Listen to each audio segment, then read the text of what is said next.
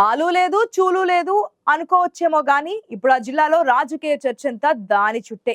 నియోజకవర్గాల పునర్విభజన అంశం ఖమ్మంలో హాట్ టాపిక్ గా మారింది. 2008లో జరిగిన పునర్విభజనతో నియోజకవర్గాల రూపురేఖలు, రిజర్వేషన్లు మారిపోయాయి. అసెంబ్లీ నియోజకవర్గాల సంఖ్య 9 నుంచి 10కి చేరింది. డీలిమిటేషన్ తో ఉమ్మడి ఖమ్మం జిల్లాలో ఏ నియోజకవర్గ పరిస్థితి ఎలా ఉంటుందోనని ఎవరికి అంచనాల్లో వారున్నారు.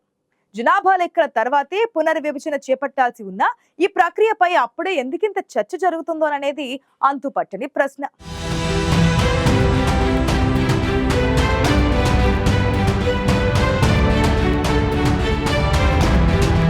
నియోజకవర్గాల పునర్విభజన అంశం అప్పుడే ఖమ్మం రాజకీయాలను కుదిపేస్తోంది. కొత్త నియోజకవర్గాలు, రిజర్వేషన్ల పరిణామాలపై ఓ రేంజ్లో డిబేట్ నడుస్తోంది. పెరుగుతున్న జనాభా ఆధారంగా నియోజకవర్గాల పునర్విభజన చేపడుతుంటారు. దీంతో నియోజకవర్గాల సంఖ్య పెరగడమే కాక సరిహద్దులు మారుతూ ఉంటాయి. దీనికోసం తొలిసారిగా 1963లో డీలిమిటేషన్ కమిషన్ ఏర్పాటైంది. ఈ కమిషన్ పూర్తి స్థాయిలో అధ్యయనం చేసి నియోజకవర్గాల సరిహద్దులు, రిజర్వేషన్లని నిర్ణయిస్తుంది. చివరిసారి 2001 జనాభా లెక్కల ప్రకారం 2008లో డీలిమిటేషన్ చేపట్టారు. ఆ సమయంలోనే 84వ చట్ట సవరణ ద్వారా 2026 తర్వాత జరిగే జనాభా లెక్కల ఆధారంగా మరోసారి పునర్విభజన చేయాలని నిర్ణయించారు. దానికింకా సమయం ఉన్నా అప్పుడే పునర్విభజనకు సిద్ధం కావడాన్ని కొన్ని రాజకీయ పక్షాలు తప్పుపడుతున్నాయి.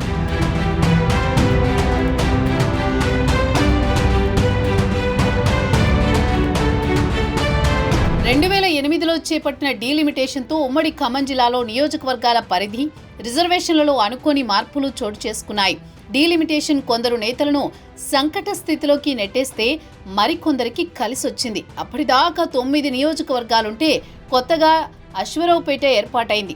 దమ్మపేట, చండ్రుగొండ, ములకలపల్లి, కుక్కునూరు, వేలేరుపాడు మండలాలు అశ్వరావుపేటలో చేరాయి. రాష్ట్ర విభజన తర్వాత కుక్కునూరు, వేలేరుపాడు ఏపీలోకి వెళ్లగా ఇక్కడ అన్నపురెడ్డిపల్లి మండలం కొత్తగా చేరింది. ఇక బూర్గంపాడు నియోజకవర్గం రద్దై ఆ స్థానంలో పినపాక చేరింది.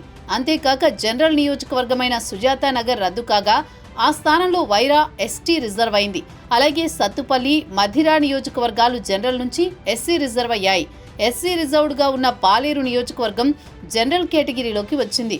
దీంతో ఉమ్మడి ఖమ్మం జిల్లాలో కేవలం కొత్తగూడెం, ఖమ్మం, పాలేరు మాత్రమే జనరల్ కేటగిరీ నియోజకవర్గాలుగా మిగిలాయి.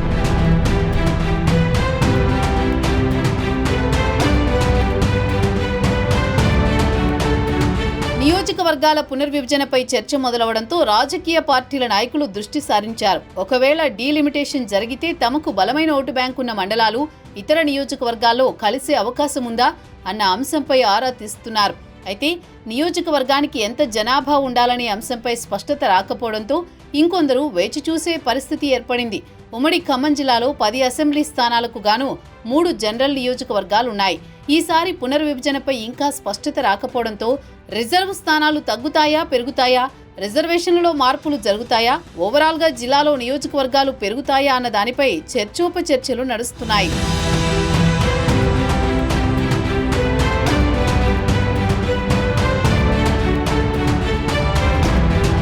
గతంలో నియోజకవర్గాల పునర్విభజన సమయంలో కీలక నేతలు కొందరు సిట్టింగ్ స్థానాలు వదిలి వేరే చోట్ల నుంచి పోటీ చేయాల్సి వచ్చింది.